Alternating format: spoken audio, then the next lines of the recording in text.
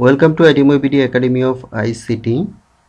আমরা গত লেকচারে বুলিয়ান অ্যালজেব্রা নিয়ে আলোচনা করেছিলাম। আজকে আমরা দেখব কিছু বুলিয়ান স্বতঃসিদ্ধ বুলিয়ান অ্যালজেব্রার কিছু নিয়ম যেগুলো আমরা যেগুলোর উপর ভিত্তি করে বুলিয়ান অ্যালজেব্রা দাঁড়িয়ে আছে, বুলিয়ান স্বতঃসিদ্ধ বা ইংরেজিতে যেটাকে বলা হয় বুলিয়ান পোস্টুলেটস।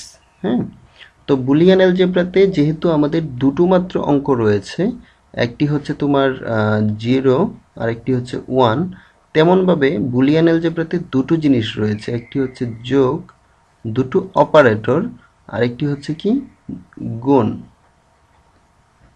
নর্মাল দশমিক পদ্ধতিতে আমাদের যোগ, বিয়োগ, গুণ, ভাগ চারটি অপশন থাকে, কিন্তু এখানে আমাদের এবং 10টি অঙ্ক থাকে। আর এখানে আমাদের কতগুলো অঙ্ক রয়েছে? দুটো অঙ্ক রয়েছে এবং দুটো অপারেটর। এটাকে তুমি যদি গণিতের ভাষায় বলো তাহলে এটি হচ্ছে আসলে কি অপারেটর।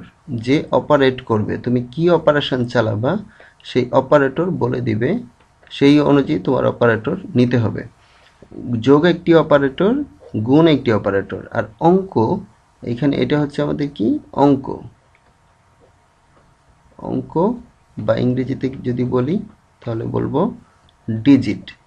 তাহলে আমাদের দুইটা ডিজিট রয়েছে আর দুইটা অপারেটর রয়েছে। তো বুলিয়ান স্বতঃসিদ্ধতে আমরা সাধারণত আমাদের যদি 5 যোগ 5 এরকম করি, 5 যোগ 5 সমান সমান কি হবে 10।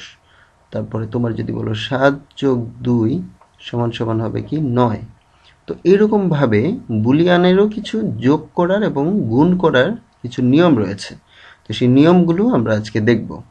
তো বুলিয়ান অ্যালজেব্রাতে 0 মানে হচ্ছে, আমরা আগেই বলে এসেছি, 0 ইকুয়াল টু হচ্ছে মিথ্যা, আর 1 মানে হচ্ছে সত্য। তো যোগের ক্ষেত্রে আমরা যদি নিয়ম দেখি তাহলে তোমার এইভাবে মনে রাখো যে সত্য যোগ সত্য সমান সমান সত্য।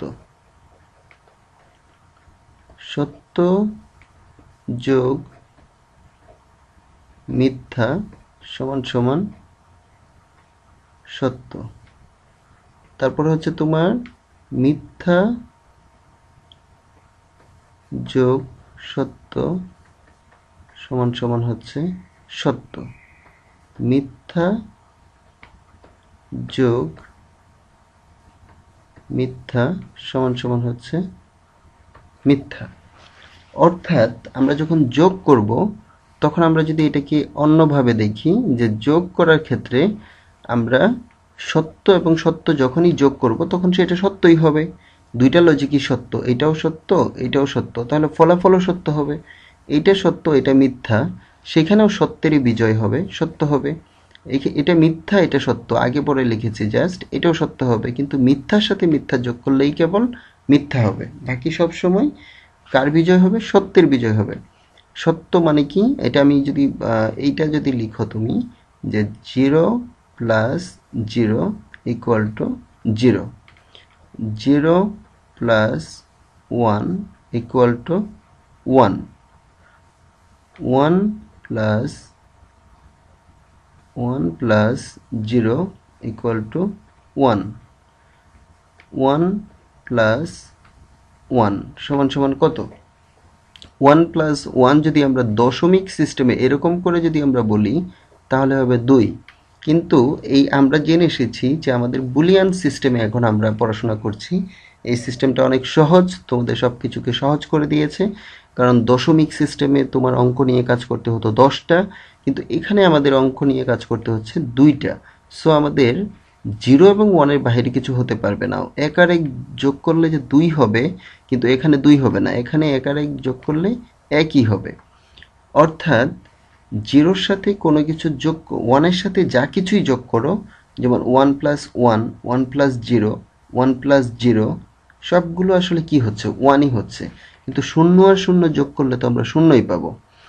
এরকমভাবে তুমি যদি আরেকটু খেয়াল করো, যে আমরা যদি এই জিনিসটা দেখি, যে আমাদের এইভাবে যদি আরেকটু গুণের নিয়মটা তাহলে দেখে আসি, তাহলে কি হবে? ওয়ান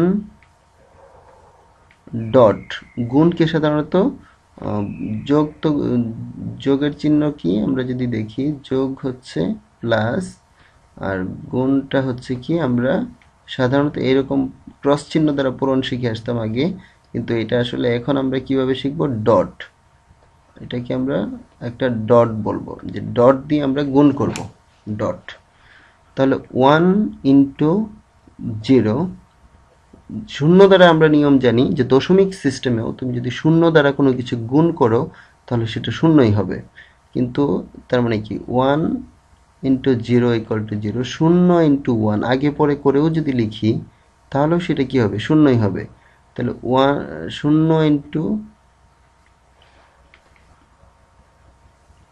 0, সেটাও কি হবে, শূন্যই হবে। তাহলে 1 ইন্টু 1 ইকুয়াল টু 1, অর্থাৎ কেবলমাত্র এটা আমাদের গুণের যে নিয়ম আছে দশমিক ব্যবস্থাতে তোমরা যে গুণ করে এসেছো সেরকম গুণ করেই এইরকম ফলাফল আমরা পাবো।